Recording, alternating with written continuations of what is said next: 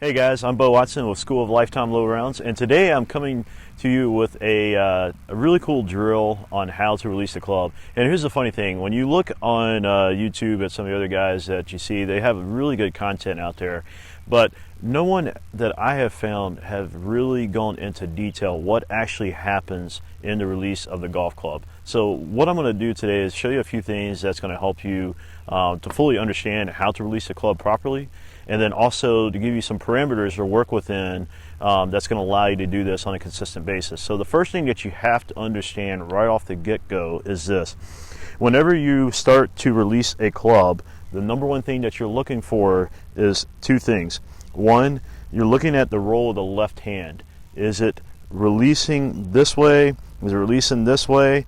And when you look at it down the line, here's one thing that you got to look at.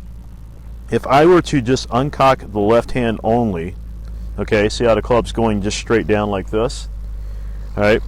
But if I now just roll my left hand, okay, or just rolling the left forearm out, you can see how it's tilting and tipping way outside the plane, right? So if we look at it this way, if I just uncock only, you can see it's coming in way inside, face is wide open. So I can't just uncock my left wrist. I have to have a blend of the uncock of the left wrist and roll of the left forearm to get to impact. Because if I just roll my left forearm only, you can see how it tilts way outside. And if I come back to here and I just uncock it only, I come in way underneath. Okay, so what we have to do is to blend it together to where the left wrist will uncock and roll at the same time. Okay, they have to happen simultaneously in order for you to get to an impact position of what we're looking for, which is flat left wrist, or even like a bowed left wrist at impact, right? Because when we look at what makes a great impact, number one thing that you see amongst all great players for iron shots are the hands are leaning in front, the weight's getting to the left side, right? And it doesn't matter who you look at, you will always find that fundamental in every person's swing. And this is the number one thing that I always look at when I start with players is what is your position at impact, because that is the one place that you have to start and then work your way from there. Okay, so now that we've covered that, all right, let's get back to the release part. So one of the things that I did pick up, and I really like Chris Ryan's stuff, so if you haven't checked out his YouTube video, definitely check it out. I really liked what he did where he put a tee out in front. You could probably do this about a driver length. So I just took like a driver, laid it down, laid out two tees, and the reason why I did that is because it gives you a marker for when you do this release drill that you know where you should be after impact. So for an example, if I come through and I'm coming down and I'm releasing to impact, hands are in front, now I have something that when I extend and I get my hips to clear and the arms are extending outward, I'm pointing at the tees. Now, one of the things that you're looking for is when you get to that position, you want that club face to close about, I would say about 30 to 50 degrees, okay? So what this looks like is like this, not that where it's wide open. So if you look at the leading edge here, it's like hanging back. So if we have like the target line here, right, it's perpendicular to that target line. So you got the line going this way, we have like a cross that's showing up here. So that would be way open, face wide open. And probably at that point you have more loft in the shot's probably gonna go way out to the right, right? Now the other thing is you could also come through and you close it too much.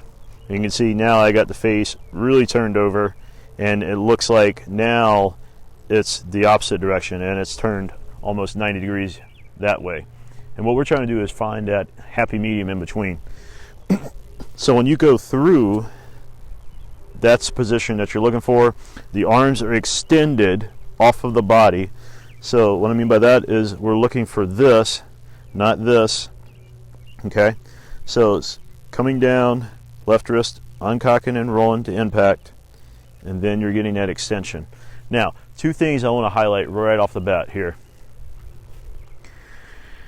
If you've ever heard the adage of keep your head down, that can be one of the most detrimental things that you could possibly apply to your golf swing. Here's what I mean by that. if we understand that impact is supposed to look like this, right? We're coming into impact, we're getting here, left wrist or hand here is in front, and you can see the club's not in line yet with my left arm, okay? So when a well-struck shot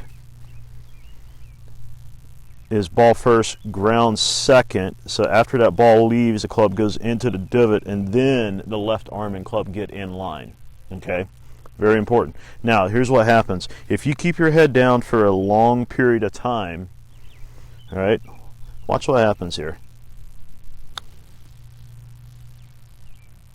And eventually, I'm keeping my head down, but if you notice, the lead side and the hands are starting to collapse very quickly, okay? And what that's going to do is it's going to really break down all those alignments that you're trying to generate at impact and all that speed, and you're throwing it out early because you're keeping your head down for a long period of time. And it's funny, if you ever watch guys like Alex Noren or Justin Rose, when they do their warm-up routines, you actually see some of these guys are coming through and they're looking over here before they even get to the finish. And what they're doing is they're training themselves to really get the hips to clear and get their body to go all the way through the top of the swing, okay? So what we need to talk about now is, okay, we talked about how to release properly, so we know that the left hand and the club uncocks and rolls into impact, okay?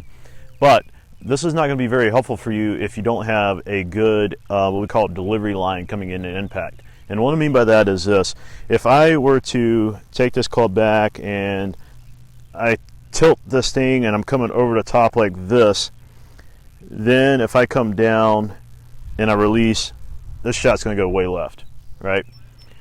But if I go the other direction, and let's say I go out and I shift weight from the inside, okay, and I got the club behind me, see how it's not really parallel to my stance line here, and it's way stuck underneath, and then I come outward, now I'm going to block it way out to the right. Okay, so it's going to be very important that when you're working on this, as you go back and you come down, that you're getting to a release point here where the club shaft, as you can look at it from the down the line view, is almost like right on my stance line, right? And it's not way inside, it's not way outside, so it's right here. And one of the ways that you look at it from a face-on view is that you're looking for a release point where the hands are just inside the right thigh, okay? So this would be a really good release point. A lot of players that hit a lot of fat shots, if you remember, we talked about impact being in a position like this, and think of this as like a left arm and club as a radius. As I swing this club around my body in a circle, okay, you can see the club head traveling in an arc. That means for every circle there is a radius. That's the left arm and club here. So there's impact, and remember we talked just a little bit ago about we make contact here, but the club is not yet in line. It doesn't happen until the bottom of the divot where this finally gets in line. This is what I mean by this. Once you understand this part here, then whenever someone hits a fat shot, if you notice, see how the club's starting to release way back here? And you can see how the club is now starting to overtake my hands.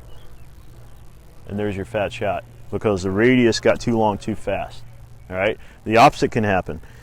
You could hit thin shots, and over time you still have the same root problem. You're trying to get this too long too quick, but then you start getting smart and you say start pulling up, pull up.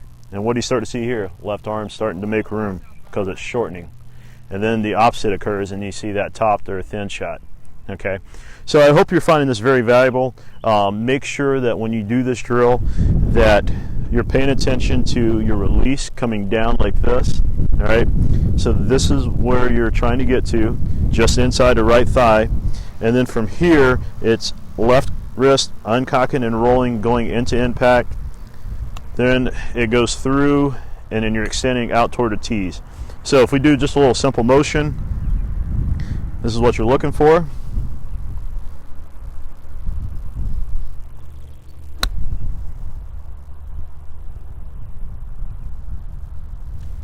And as you see, pretty straight down the line toward my target. And that's the release, guys. So thanks for watching.